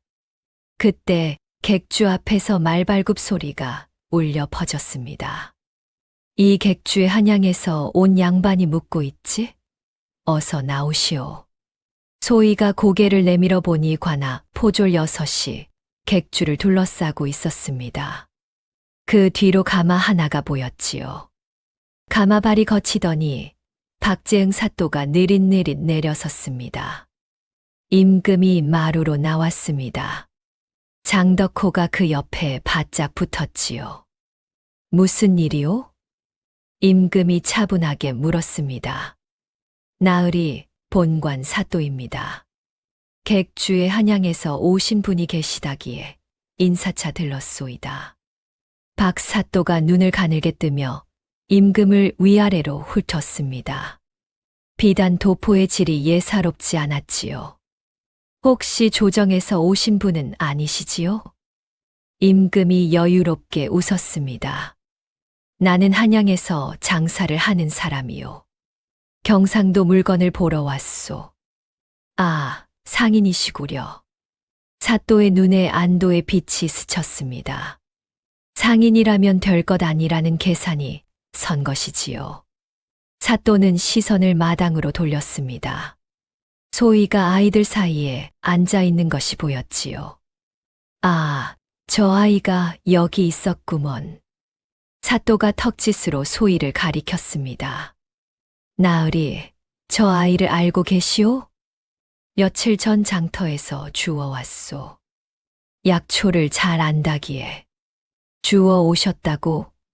허허, 나으리는 모르시는 게 있소이다. 사또가 부채를 펴며 입가에 교활한 미소를 띄었습니다. 저 아이는 사기꾼이요. 소희의 눈이 휘둥그레졌지요. 사기꾼이라니요. 제가 언제? 입 닥쳐라, 건방진 것. 사또가 일갈하자 포졸이 소희를 밀어 넣었습니다. 사또는 다시 임금을 향해 정중한 얼굴을 만들었지요. 나으리, 저 아이의 할아비는 한양에서 쫓겨난 돌팔이 의원이었소이다. 궁중에서 약을 잘못 지어 사람을 죽일 뻔하여 파직당한 죄인이지요. 그런 자에게 배운 의술이 무슨 의술이겠소. 임금의 눈이 미세하게 움직였습니다. 궁중에서 쫓겨난 의원이라는 말에 무언가 걸리는 것이 있었지요. 그 의원의 이름이 무엇이오? 정수환이라 했소. 15년 전에 파직되어 이 산골로 내려와 약초꾼 행세를 하다 죽었소이다. 임금의 표정이 순간 굳었습니다. 정수환. 그 이름을 어디선가 들어본 듯 했지요. 하지만 15년 전이면 선왕 시절이라 기억이 분명치 않았습니다. 사또는 임금의 표정을 살피며 말을 이었습니다. 게다가 저 아이는 며칠 전 관아 앞에서 본관의 수염에서 곡식 냄새가 난다느니 구휼미를 빼돌렸다느니 하며 관장을 능멸했소이다. 이는 관장 모독죄에 해당하오. 그 아이가 한 말이 사실이 아니란 말이오? 당연하지 않소. 구휼미 300석은 절차대로 마을에 나누어 주었소. 장부도 있소이다. 소희가 벌떡 일어섰습니다. 거짓말. 마을 사람들한테 쌀 한 톨도 안 내려갔어요. 아이들이 굶어서 뼈가 드러나는데 장부가 있다고요. 닥쳐라. 미천한 것이 어른 말씀하시는데 끼어들어. 사또가 호통을 치자 포졸이 소희의 팔을 비틀었습니다. 소희가 이를 악물며 버텼지요. 임금이 차분하게 말했습니다. 사또, 아이가 한 말이 사실이 아니라면 굳이 이렇게까지 할 것은 없지 않소. 나으리 거짓 소문이 퍼지면 민심이 동요하오. 본관의 체면이 달린 문제이기도 하고. 그러니 저 아이를 제게 넘기시오. 관아에서 잘 타일러 보내겠소. 임금은 잠시 생각에 잠겼습니다. 지금 정체를 밝히면 사또를 당장 잡을 수 있었지요. 하지만 증거 없이 나서면 사또가 증거를 인멸할 수도 있었습니다. 사또, 이 아이는 내가 데리고 있겠소. 나으리, 그건 내 종이나 다름없는 아이를 관아에서 데려가겠다면 그에 합당한 절차가 있어야 하지 않겠소. 사또의 눈이 가늘어졌습니다. 이 양반이 예상보다 만만치 않다는 것을 느낀 것이지요. 좋소. 그러면 절차대로 하겠소. 사또는 최득수에게 눈짓을 보냈습니다. 최득수가 품에서 종이 한 장을 꺼내 들었지요. 나으리, 여기 고을 백성 15명의 고소장이 있소이다. 저 아이가 장터에서 수염을 잡아당기고 행패를 부려 피해를 입었다는 진정서요. 15명이라? 예. 모두 이름과 수결이 있소이다. 소희가 소리쳤지요. 그거 다 거짓이에요. 저는 수염을 보고 병을 알려준 것뿐이에요. 행패라니요. 하지만 사또는 소희를 무시하고 임금에게만 말했습니다. 나으리, 고소장이 접수된 이상관하에서 조사를 해야 하오. 법대로 하는 것이니 양해하시오. 임금은 수세에 몰렸습니다. 법을 내세우는데 양반 행세를 하는 처지에서 거부할 명분이 마땅치 않았기 때문이지요. 나으리. 소희가 임금을 바라보며 눈빛으로 호소했습니다. 하지만 임금은 고개를 돌렸지요. 아직은 때가 아니었습니다. 사또, 조사만 하고 보내주시오. 물론이지요. 하하. 사또가 웃었지만 그 웃음 뒤에 도끼가 서려 있었습니다. 포졸이 소희의 양팔을 잡고 끌어냈습니다. 소희가 발버둥을 치며 외쳤지요. 나리, 저는 거짓말 안 했어요. 수염은 거짓말을 못 한다고요. 객주를 빠져나가는 소희의 등 뒤로 임금의 얼굴이 사라져 갔습니다. 장덕호가 주먹을 꽉 쥐고 있었지만 움직일 수 없었지요. 관아 옥사는 축축하고 어두웠습니다. 돌바닥에서 습기가 올라와 소희의 얇은 저고리를 적셨지요. 쥐 한 마리가 구석에서 소희를 지켜보고 있었습니다. 소희는 옥사 구석에 쪼그려 앉았습니다. 허리에 묶인 약초 보자기를 꼭 끌어안았지요. 그때 옥사 문이 열리더니 포졸 하나가 들어왔습니다. 사또 나으리 분부시다. 지니고 있는 물건을 모두 내놓아라. 이건 제 약초예요. 제 할아버지 유품이에요. 사또 나으리 명이다. 증거물로 압수한다. 포졸이 소희의 허리에서 보자기를 풀어 가져갔습니다. 소희가 매달렸지만 밀려났지요. 안 돼. 그건 안 돼. 그건 할아버지 거란 말이야. 옥사 문이 닫혔습니다. 쇠창살 사이로 보자기를 들고 가는 포졸의 뒷모습이 보였지요. 소희의 손이 허공을 헤맸습니다. 보자기가 사라지자 소희의 몸에서 힘이 빠져나갔습니다. 마치 할아버지가 한 번 더 떠나간 것 같았지요. 세상에서 마지막으로 남아있던 할아버지의 온기가 사라진 것입니다. 소희는 차가운 돌바닥에 이마를 대고 웅크렸습니다. 눈물은 나지 않았습니다. 너무 아프면 오히려 눈물이 마르는 법이지요. 바깥에서 박사또의 목소리가 들려왔습니다. 이방 저 보자기에 뭐가 들어있는지 뒤져봐라. 독약이라도 나오면 사기죄에 독살 미수까지 씌울 수 있다. 예, 사또 나으리. 최득수가 보자기를 받아들며 잠시 망설였습니다. 보자기에서 산약초 냄새가 풍겨 나왔지요. 독약 냄새가 아니라 따뜻한 풀 냄새였습니다. 최득수의 손이 미세하게 떨렸습니다. 이 아이가 며칠 전 마을 아이들에게 약초를 나눠주던 모습이 떠올랐기 때문입니다. 허나 사또가 뒤에서 지켜보고 있었지요. 뭘 멍하니 서 있느냐. 어서 뒤져봐라. 예. 지금 하겠습니다. 최득수가 보자기를 풀었습니다. 안에는 쑥, 감초, 작약, 당귀 같은 약초들 뿐이었지요. 독약은커녕 해로운 것은 하나도 없었습니다. 사또 나으리, 약초밖에 없습니다. 약초, 그게 약초인 줄 어떻게 아느냐?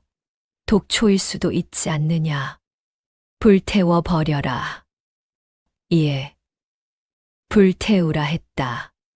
증거물 인멸도 못하게 아예 없애 버리란 말이다.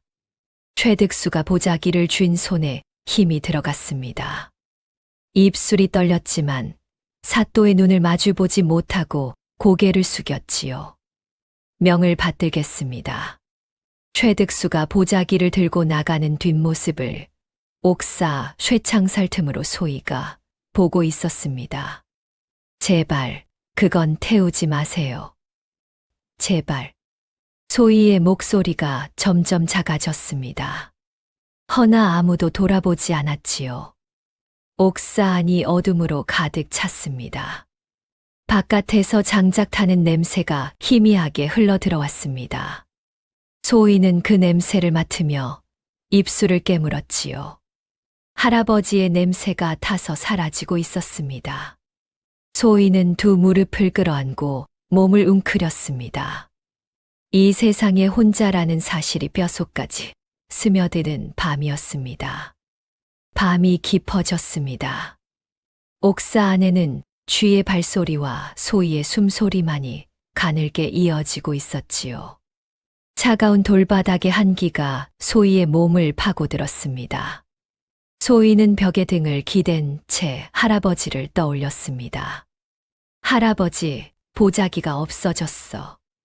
그 말을 입 밖에 내자 비로소 눈물이 차올랐지요.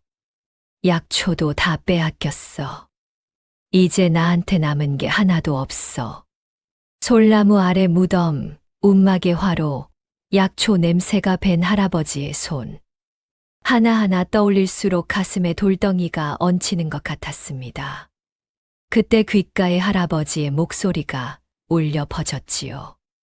약은 풀에만 있는 게 아니란다. 사람의 마음에도 약이 있고 독이 있느니라. 소희가 눈을 번쩍 떴습니다. 마음에 약이 있고 독이 있다. 소희는 그 말을 되뇌었습니다. 지금까지 소희는 그 말이 그저 어려운 어른의 뜻인 줄만 알았지요. 하지만 이 차가운 옥바닥에서 뜻이 비로소 보이기 시작했습니다. 사또의 탐욕은 독이었습니다. 그 독이 마을을 병들게 했지요. 백성이 굶는 것은 흉년 때문만이 아니라 위에서 흘러내리는 독 때문이었습니다. 임금이 아픈 것도 같은 이치였지요. 아래가 앓으니 위도 앓는 것이었습니다. 그리고 소희 자신에게도 독이 있었습니다. 겉만 보고 판단한 것. 비단 도포 양반을 보고 무엄한 날이라고 욕한 것. 그 양반이 실은 백성 걱정에 잠을 못 이루던 사람이었다는 것을 소희는 나중에야 알았지요. 할아버지, 이제 알겠어. 눈으로만 보면 겉만 보인다는 게 이런 뜻이었구나. 소희가 어둠 속에서 나직이 말했습니다. 사람을 살리는 것도 약초만이 아니라 그 사람을 믿어주는 마음이었구나. 그 순간 옥사 밖에서 인기척이 들렸습니다. 열어라. 낮고 단호한 목소리. 임금이었습니다. 옥사 문이 열리자 횃불빛이 쏟아져 들어왔습니다. 소희가 눈을 찡그리며 올려다보았지요. 비단 도포 양반이 횃불을 든 장덕호와 함께 서 있었습니다. 날이 임금이 옥사 안으로 들어섰습니다. 허리를 숙여 소희의 얼굴을 들여다보았지요. 소희의 볼에 눈물 자국이 말라붙어 있었습니다. 소희야, 보자기를 빼앗겼다며? 소희가 고개를 끄덕였습니다. 입을 열면 울음이 터질 것 같아 아무 말도 못했지요. 임금이 소희의 앞에 무릎을 꿇고 앉았습니다. 장덕호가 깜짝 놀라 만류하려 했지만 임금이 손짓으로 막았지요. 이 아이의 눈은 거짓을 말하는 눈이 아니었다. 임금이 나직이 말했습니다. 내 병을 고친 손이 사기꾼의 손일 리 없다. 소희의 눈에서 눈물이 주르르 흘러내렸습니다. 할아버지가 돌아가신 뒤 세상에서 처음으로 누군가가 자신을 믿어주는 순간이었지요. 날이 저를 정말 믿으시는 겁니까? 믿는다. 단 두 글자였습니다. 하지만 그 두 글자가 소희의 가슴을 쩌렁쩌렁 울렸지요. 날이 사또가 구휼미를 빼돌린 증거를 잡을 수 있습니다. 소희가 눈물을 닦으며 또박또박 말했습니다. 며칠 전 관아 견문으로 쌀가마니를 실은 수레가 빠져나갔습니다. 수레는 동쪽 장터 뒤 빈 창고로 향했습니다. 거기에 빼돌린 쌀이 있을 겁니다. 내가 그걸 봤단 말이냐? 예. 그리고 이방 최득수의 품속에 이중 장부가 있을 겁니다. 정식 장부에는 300석을 배분했다 적었지만 실제 배분 장부에는 100석만 기록되어 있을 것입니다. 임금이 장덕호를 돌아보았습니다. 장서방 들었느냐? 예, 나으리. 가서 확인하고 오너라. 장덕호가 밤을 틈타 관아 곁 동쪽 창고를 뒤졌습니다. 그리고 새벽이 밝아 오기 전에 돌아왔지요. 나으리 창고에 쌀가마니 200여 석이 쌓여 있었습니다. 임금의 눈이 서늘하게 빛났습니다. 이제 됐다. 소희야, 나와라. 소희가 옥사 밖으로 나왔습니다. 새벽 공기가 차가웠지만 상쾌했지요. 임금이 소희에게 말했습니다. 오늘 사또를 불러 재판을 열겠다. 내가 내 곁에 서서 내가 본 것을 말해라. 예, 나리. 그리고 소희야. 임금이 잠시 뜸을 들이다 말했지요. 오늘 내가 놀랄 일이 있을 것이다. 하지만 눈 감지 말고 끝까지 지켜보아라. 소희는 그 말의 뜻을 알 수 없었습니다. 아침 해가 관아 기와지붕 위로 떠올랐습니다. 박재응 사또는 느긋하게 아침상을 받고 있었지요. 어제 그 건방진 계집아이를 옥에 쳐넣었으니 마음이 한결 가벼웠습니다. 그때 이방 최득수가 허둥지둥 뛰어들어왔습니다. 사또 나으리, 어제 그 한양 양반이 관아 대청에서 사또 나으리를 뵙겠다 합니다. 그 양반이 왜? 어젯밤 옥사에서 그 아이를 빼냈다 합니다. 그리고 사또 나으리께 할 말이 있다고. 사또의 얼굴이 굳어졌습니다. 감히 관아 옥사에서 죄인을 빼내? 그것은 중죄가 아니냐? 사또 나으리, 그 양반이 분위기가 심상치 않습니다. 포졸들도 함부로 손을 대지 못하고 있습니다. 사또가 부채를 집어들고 관아 대청으로 향했습니다. 대청에 오르니 비단 도포 양반이 상석에 떡하니 앉아 있었지요. 그 옆에 건장한 사내가 칼을 차고 서 있었고 그 앞에 소희가 작은 몸으로 서 있었습니다. 나으리, 이것이 무슨 행패요? 관아 옥사에서 죄인을 빼내다니 이는 관장 모독이요. 사또가 불호령을 내렸지만 임금은 미동도 하지 않았습니다. 사또, 앉으시오. 앉으라니, 감히 내 관아에서 내게 앉으라 하는 거요. 앉으시오. 할 말이 있소. 임금의 목소리에 칼날 같은 위엄이 실려 있었습니다. 사또는 자기도 모르게 등줄기가 서늘해져 자리에 앉았지요. 소희야, 말해보거라.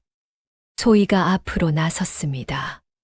작은 몸이었지만 눈빛은 흔들리지 않았지요. 사또 나으리, 며칠 전 저는 나으리의 수염에서 탁기를 읽었습니다. 남의 곡식을 삼킨 사람에게서 나오는 기운이라 했지요. 또 그 헛소리를. 헛소리가 아닙니다. 관아 동쪽 빈 창고에 쌀가마니 200석이 쌓여 있습니다. 조정에서 내려보낸 구휼미 300석 중 200석을 나으리께서 빼돌려 숨겨 놓으신 겁니다. 사또의 얼굴이 사색이 되었습니다. 터무니없는 소리다. 구휼미는 절차대로 배분했다. 이 아이의 말만 믿고 관장을 처벌할 셈이오? 창고에 쌀이 있다. 한들 그것이 구휼미라는 증거가 어디 있소? 이 아이가 조작한 것일 수도 있지 않소. 사또가 임금을 향해 악다구니를 쳤습니다. 대청에 긴장이 감돌았지요. 그때 소희가 한 걸음 앞으로 나섰습니다. 두 손을 내밀어 사또 앞에 펼쳐 보였지요.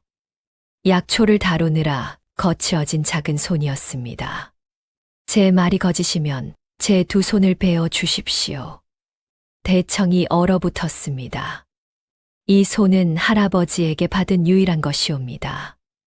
약초를 캐고 약을 짓고 병을 고치는 이 손이 없으면 저는 아무것도 아닌 것이 됩니다. 의녀의 손을 거는 것이니 그보다 더한 맹세는 없습니다. 임금의 눈동자가 흔들렸습니다. 장덕호가 고개를 숙였지요. 소희가 사또를 똑바로 바라보며 말했습니다. 사또 나으리께서도 거십시오. 제 말이 거짓이면 제 손을 베고 제 말이 참이면 나으리의 관직을 거십시오. 공정하지 않습니까? 사또가 입을 벌렸다 닫았습니다. 10살짜리가 자기 손을 걸었는데 관장이 관직을 못 걸겠다 하면 그 자체가 자백이나 다름없었지요. 사또가 최득수를 돌아보며 소리쳤습니다. 이방, 장부를 가져와라, 당장. 최득수가 품에서 장부 한 권을 꺼냈습니다. 손이 떨리고 있었지요. 여기 있사옵니다. 구휼미 300석, 마을별 배분 기록이. 그것은 정식 장부이지요. 소희가 차분하게 말했습니다. 이방 나으리 품속에 장부가 하나 더 있지 않습니까? 실제로 배분한 양을 적은 진짜 장부 말입니다. 최득수의 얼굴이 하얗게 질렸습니다. 사또가 벌떡 일어섰지요. 이방, 그런 것 없다고 해라. 대청의 무거운 침묵이 내려앉았습니다. 최득수의 손이 부들부들 떨리고 있었지요. 그의 품속에는 정말로 또 하나의 장부가 들어 있었습니다. 최득수가 고개를 들었습니다. 소희와 눈이 마주쳤지요. 며칠 전 마을 우물가에서 아이들에게 약초를 나누어 주던 소희의 모습이 머릿속에 또렷하게 떠올랐습니다. 그리고 어젯밤 소희의 약초 보자기를 불에 태우면서 느꼈던 뒷목의 서늘함이 다시 살아났지요. 최득수가 무릎을 꿇었습니다. 사또 나으리, 저는 더는 못하겠습니다. 이방, 뭐 하는 짓이냐? 사또 나으리가 시킨 것입니다. 최득수가 품속에서 또 하나의 장부를 꺼내 바닥에 내려놓았습니다. 구휼미 300석 중 200석을 빼돌려 사또 나으리 개인 창고에 옮기라 하셨고 세금도 이중으로 거두어 차액을 사또 나으리께 바치라 하셨습니다. 이 장부에 다 적혀 있사옵니다. 이 배은망덕한 놈, 내가 감히. 사또가 달려들려 했지만 장덕호가 한 걸음 앞으로 나서며 칼자루에 손을 가져갔지요. 사또가 멈칫했습니다. 임금이 자리에서 일어섰습니다. 그 순간 대청의 공기가 달라졌지요. 사또. 임금의 목소리가 낮고 무거웠습니다. 며칠 전 장터에서 한 아이가 내 수염을 잡고 이렇게 말했다. 무엄한 날이로구나.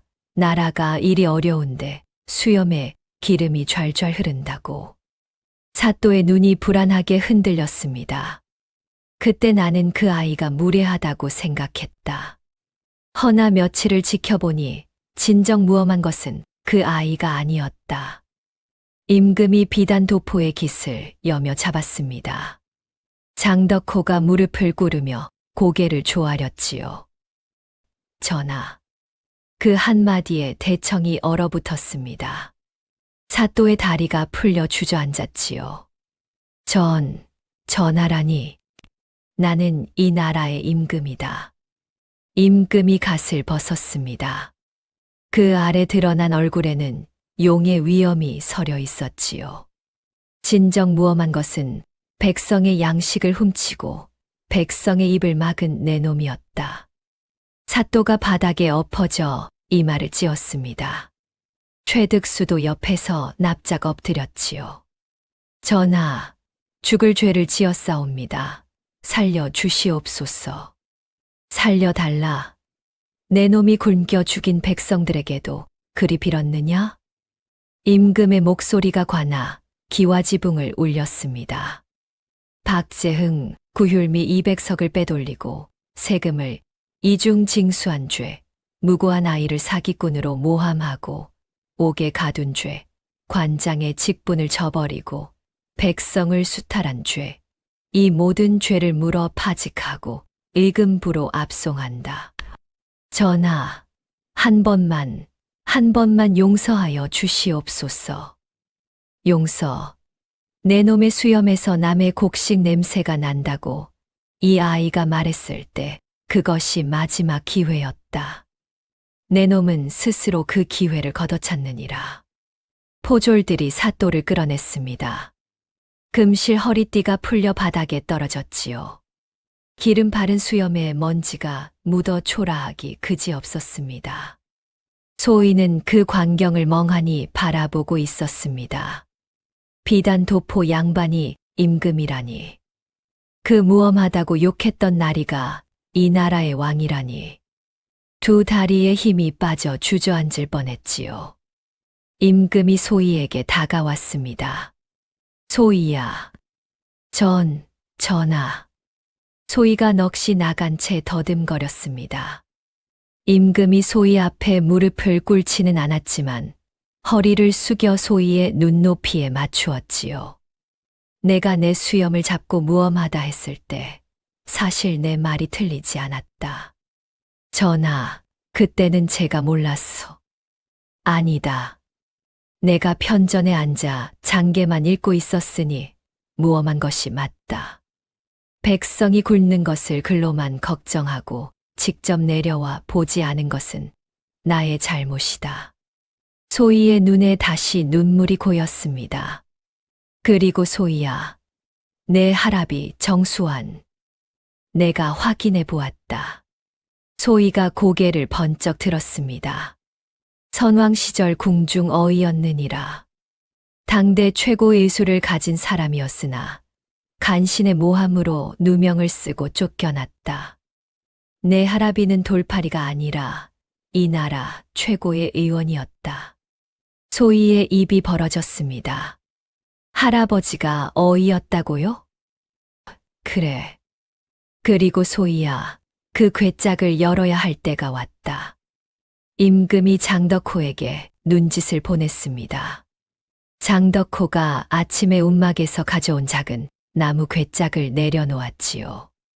소희가 떨리는 손으로 괴짝을 열었습니다. 안에는 낡은 어의 관복 조각과 두루마리 하나, 그리고 종이 한 장이 들어 있었지요. 두루마리는 처방전이었습니다. 맨 위에 이렇게 적혀 있었지요. 세자 저하 해독 처방 어의 정수환. 소희가 종이를 펼쳤습니다. 할아버지의 필체였지요. 전하의 수염이 자라는 날까지 곁을 지키겠나이다. 어의 정수환. 임금이 그 종이를 받아들었습니다. 거친 먹글씨가 번져 있었지만 한 글자 한 글자가 선명했지요. 그 순간 임금의 머릿속에서 무언가가 터졌습니다. 어린 시절, 독이 든 떡을 먹고 쓰러져 사경을 헤맨 날이 있었습니다. 어의 여럿이 포기하고 물러나는 가운데 마지막까지 남은 사람이 하나 있었지요. 약초 냄새가 밴 거친 손이 어린 세자의 이마를 짚으며 나직이 말했습니다. 먼저 마음을 달래고 그 다음에 몸을 달랜다. 그 목소리, 그 손, 그 약초 냄새. 임금의 눈에서 눈물이 흘러내렸습니다. 42해를 살면서 백성 앞에서 한 번도 눈물을 보인 적 없는 사람이었지요. 정수환. 임금이 나직이 이름을 불렀습니다. 내 할아비가 나를 살렸느니라. 내가 세자이던 시절 독에 중독되어 죽을 뻔했을 때 마지막까지 남아 밤새 약을 다리고 내 이마를 짚어 준 사람이 정수환이었다. 소희의 두 눈이 커졌습니다. 내 수염이 자라는 날까지 곁을 지키겠다 했는데 수염이 자라기도 전에 쫓겨났구나. 쫓겨나서도 산골에서 백성을 살리고 있었고 그 손을 내게 물려주었구나. 임금이 소희를 바라보았습니다. 그 작은 손에서 정수환의 손결이 보였지요. 그 은인의 손녀가 은인의 손으로 내 수염을 잡았구나. 소희는 아무 말도 할 수 없었습니다. 눈물만 줄줄 흘러내렸지요.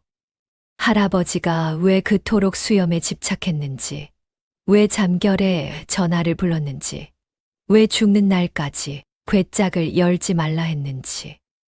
모든 것이 이제야 보였습니다. 할아버지는 끝까지 임금을 지키고 있었던 것이지요. 산골에서 죽어가면서도 정수환의 누명을 벗겨 명예를 회복시키겠다. 그리고 그 의수를 이어받은 너에게도 할 말이 있다. 임금이 장덕호에게 눈짓을 보냈습니다. 장덕호가 품에서 무언가를 꺼내 임금에게 건넸지요. 한 장의 교지였습니다. 그리고 그 교지를 싸고 있는 것은 다름 아닌 소희의 약초 보자기였습니다.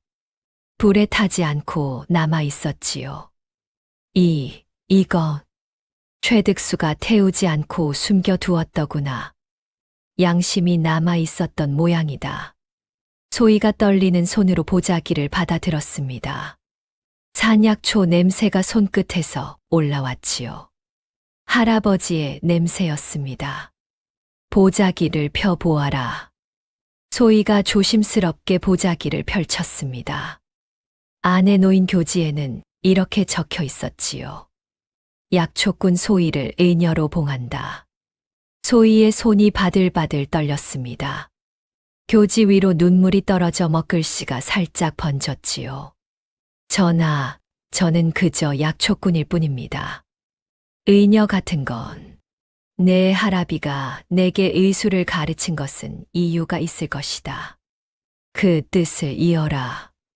소희가 보자기를 가슴에 꼭 안았습니다. 보자기에서 쑥 냄새, 당귀 냄새, 감초 냄새가 한꺼번에 피어올랐지요. 그 냄새 속에서 할아버지의 목소리가 들리는 것 같았습니다. 크면 알게 될 게다. 소희가 관아 마당을 나섰습니다.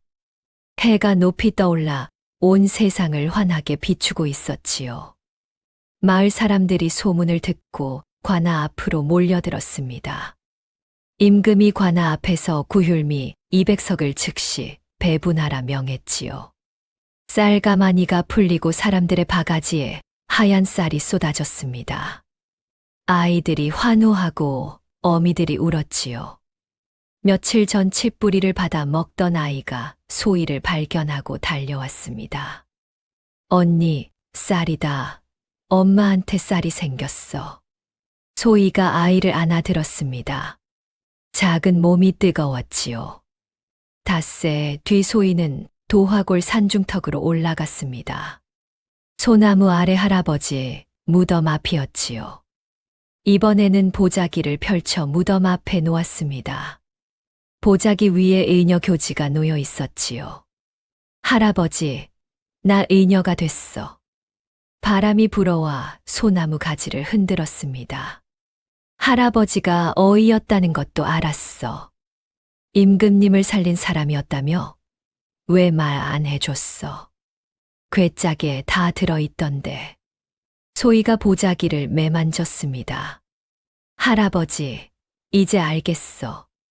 마음에 약이 있다는 말. 나를 믿어준 사람 하나가 내 약이었어. 그리고 할아버지가 나를 거두어 준 것도 약이었고. 소희가 눈물을 닦고 일어서서 산비탈 아래를 내려다보았습니다. 불에 탄 약초밭 자리에 새싹이 돋아나 있었지요. 까맣게 탄 흙 사이로 연두색 줄기가 올라오고 있었습니다. 쑥이었습니다. 약초밭은 불에 탔지만 내 손에 남은 것은 불로도 태울 수 없다. 할아버지 말이 맞았어. 산 아래 마을에서 밥 짓는 연기가 여기저기서 피어오르고 있었지요. 석 달 만에 처음 보는 풍경이었습니다. 소희는 보자기를 다시 허리에 묶었습니다. 산약초 냄새가 바람을 타고 퍼져나갔지요.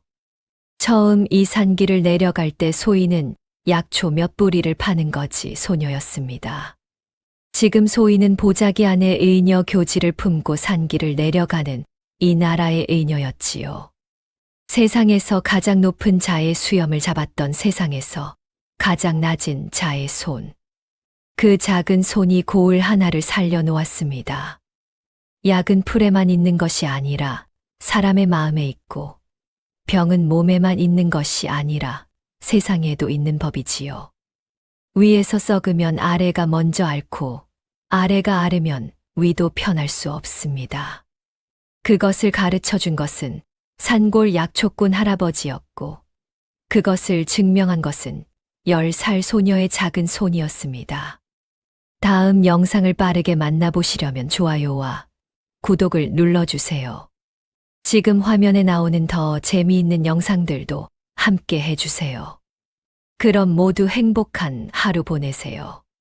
감사합니다.